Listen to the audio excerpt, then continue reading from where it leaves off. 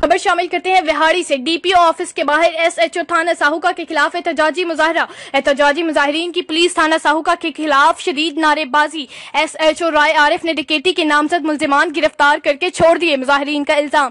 तफसीलात के मुताबिक डिस्ट्रिक्ट पुलिस ऑफिस विहाड़ी के सामने नवाही इलाका मौजा साहुका के रिहायशियों ने एसएचओ थाना साहुका राय आरिफ के खिलाफ एहतजाजी मुजाहरा शुरू कर दिया।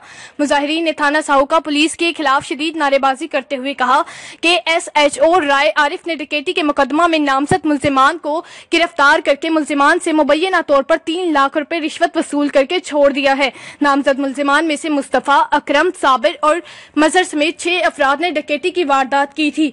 मुजाहिरीन का मजीद कहना है कि साहुका पुलिस की मुबैना मिली भगत से इलाका में चोरी और डकैती की वारदातें मामूल बन चुकी हैं, जबकि पुलिस जराइम पेशा अफराद की मुबैना तौर पर पश्तपनाही कर रही है। हलचल मची पई थानेदार ने 4-5 लाख रुपया लेते ऐसे तो राय आ रहा है निगरान करने वास्ते आइए, ये साढ़े कतल कराने वास्ते आइए, ये पैसे लेके सानू कतल करवा रहे हैं। मोटरसाइकिल डाकू सट गए, लेकिन मोटरसाइकिल फदी गया, थाने मौजूद है, लेकिन उन्हें 3 लाख रुपया लेकर ये मेरे बच्चे का कातिल छोड़ दिया। हम गरीब लोग हम कहाँ जा रहे हैं।